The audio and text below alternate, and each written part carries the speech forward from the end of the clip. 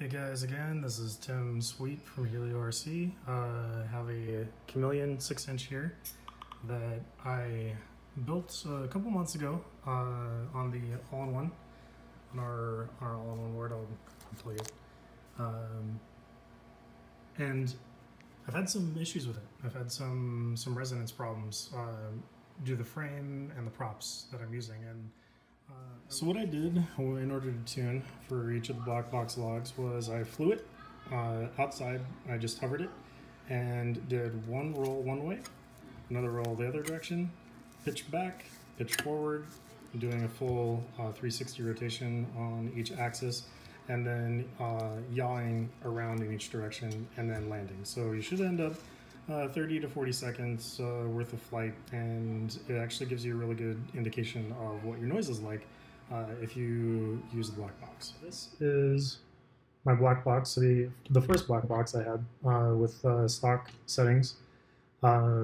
This is the gyro noise on roll, and this is pretty bad.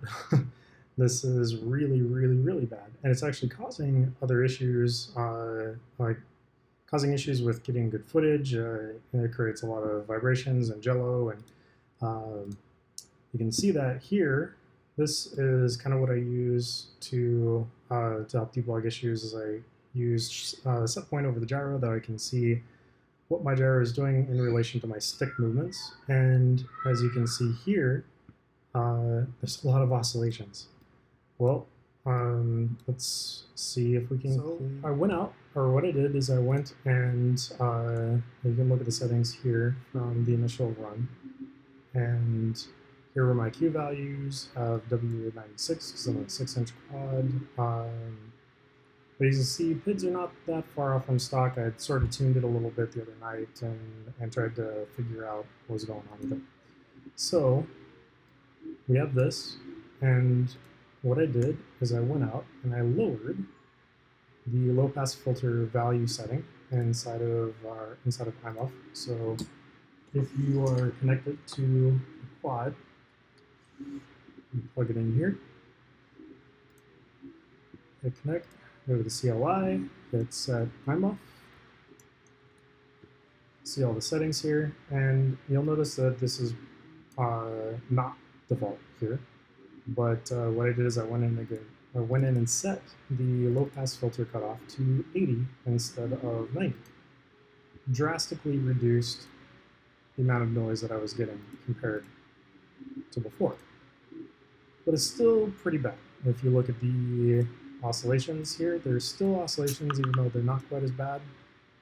If you look, see, they've attenuated it a little bit, but it's still there. So I want to do better than that. So I went ahead and lowered it to 70. Lowering it to 70 improved it a bit more, but there was a little bit of noise, and I was trying to figure out if potentially there were PIDs affected.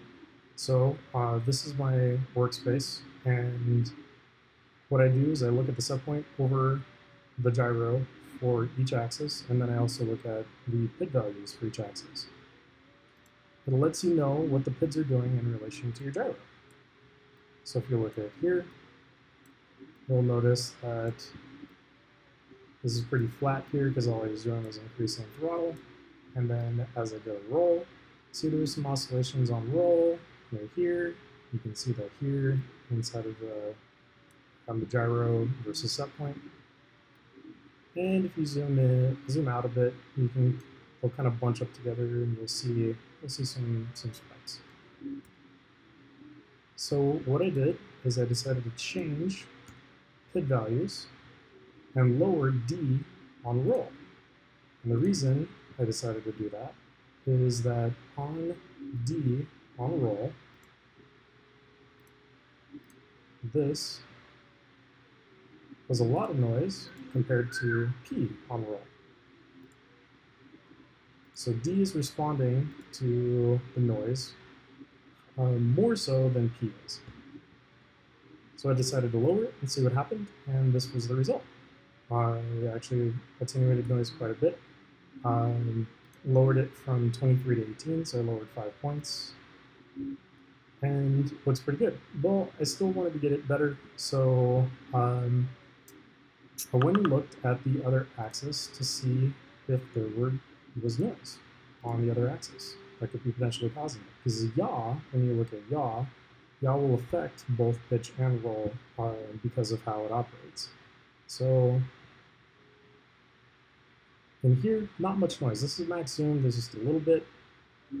But, so what I did after that is that since there was not a lot of noise, is went ahead and lowered the low pass filter setting again to 60, I think.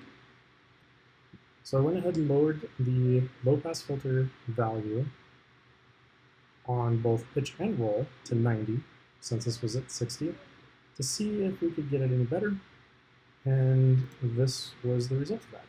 Lowering the low pass filter on the other two axes helped attenuate noise on roll, because they all end up interacting with each other.